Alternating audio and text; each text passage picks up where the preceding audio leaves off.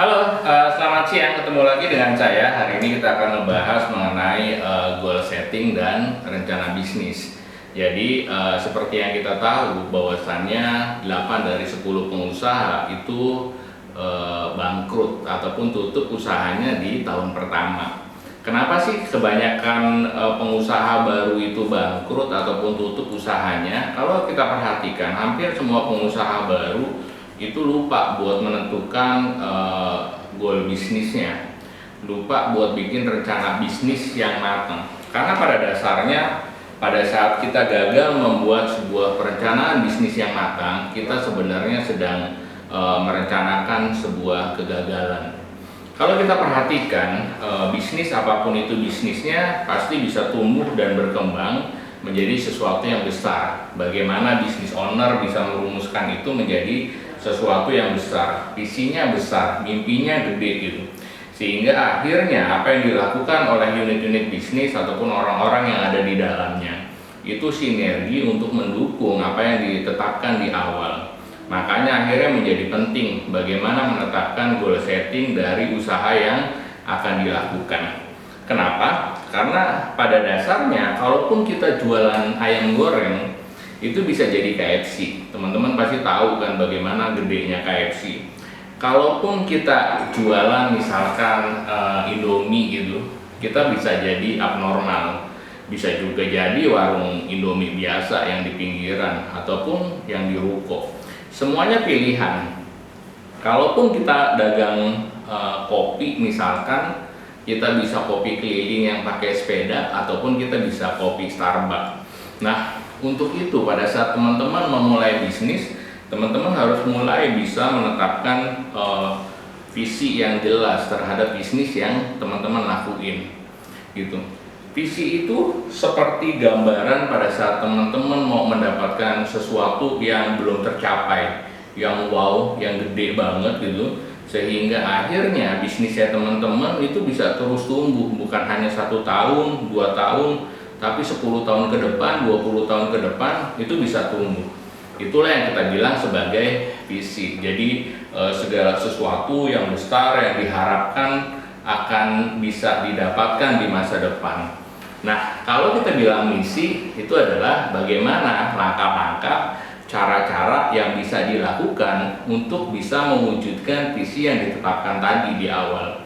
Nah, itu kalau kita bicara visi, kita bicara misi, nanti akan ada banyak sekali hal-hal yang harus diperhatikan. Hari ini kita akan fokus ngebahas goal setting. Nah, goal setting ini adalah salah satu upaya untuk membuat rencana yang terukur untuk mewujudkan misi tadi gitu. Jadi kalau yang pertama itu visi, berikutnya kita akan generate menjadi misi, lalu kita akan membuat menjadi goal setting ataupun tujuan-tujuan yang lebih kecil dalam periode waktu tertentu. Nah, pada saat kita mampu membuat goal setting yang baik, maka langkah yang dilakukan oleh kita itu bisa benar-benar terarah. Kenapa? Karena kita sudah tahu nih 1 tahun ke depan kita bakalan ngapain. Nah, berapa gedenya, berapa targetnya. Nah, pada saat kita sudah tahu, maka target-target tersebut itu bisa kita turunkan menjadi target bulanan ataupun menjadi target harian. Tinggal dihitung nanti dapat angkanya. Sehingga setiap hari kita itu bisa dapat gambaran yang jelas di angka berapa sih sebenarnya kita bisa mencapai target yang sudah ditetapkan di awal. Nah, pada saat kita tidak mencapai target, maka pastinya kita akan mulai berpikir sehingga kreativitas kita itu terbangun.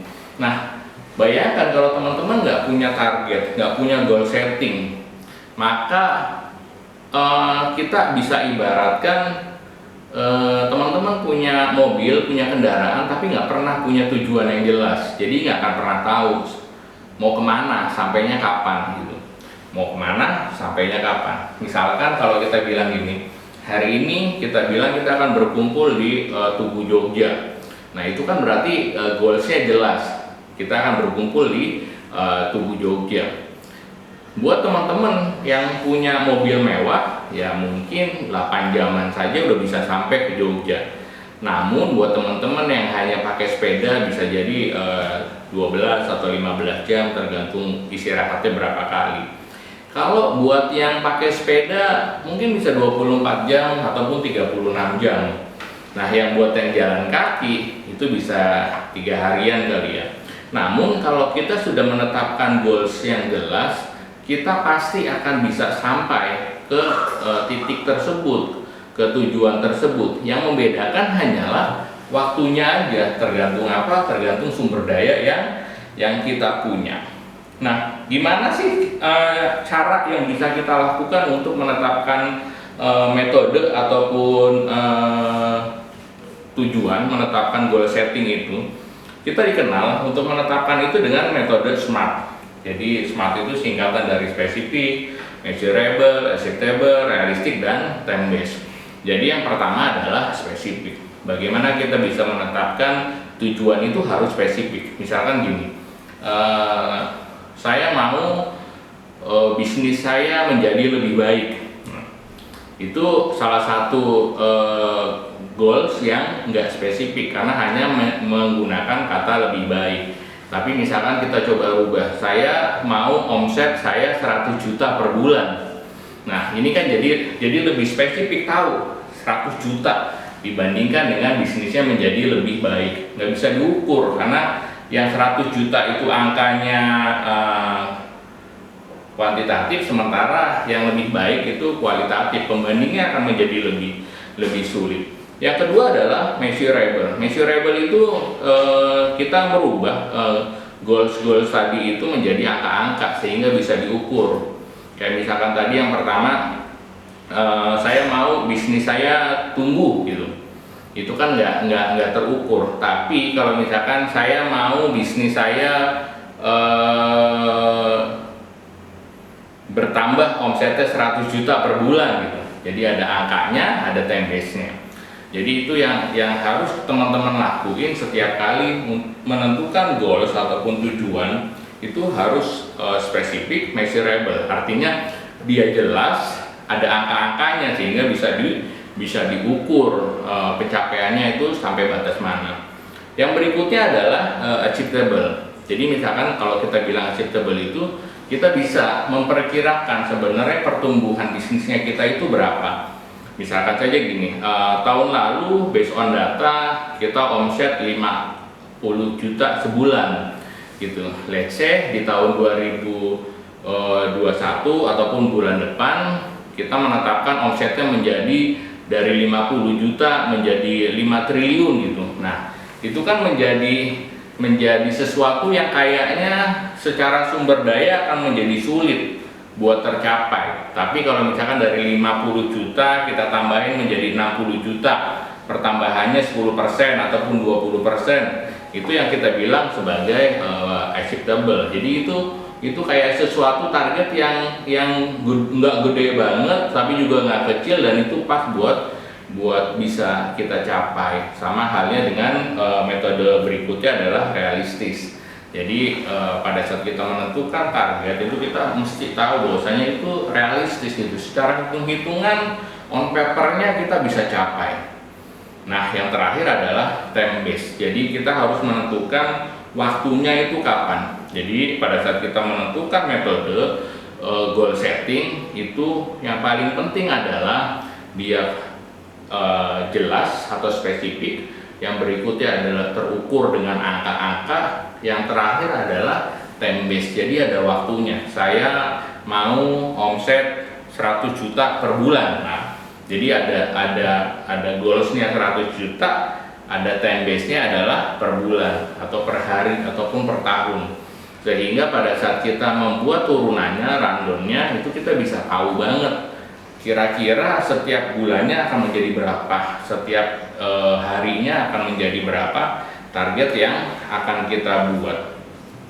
Seperti yang kita pahami bahwasanya banyak orang yang tahu bagaimana menjadi sukses, ilmunya banyak banget, caranya banyak banget.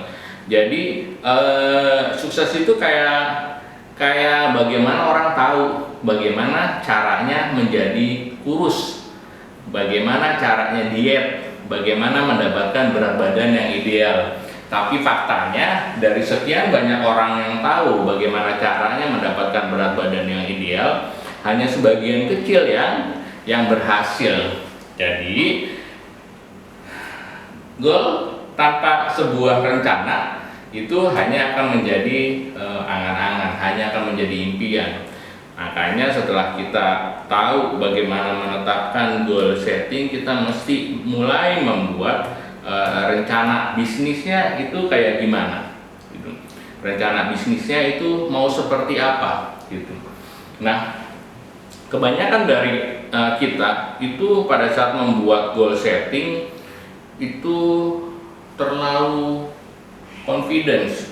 Jadi biasanya goalsnya menjadi banyak. Kalau saran saya 1 tahun itu goal settingnya ya hanya 3 aja lah. Jadi 3 maksimal 4, karena biasanya pada saat teman-teman menetapkan goal settingnya 6, 7, bahkan sampai 10, yang tercapai juga biasanya di angka-angka yang moderate, 3 atau 4 goals itu.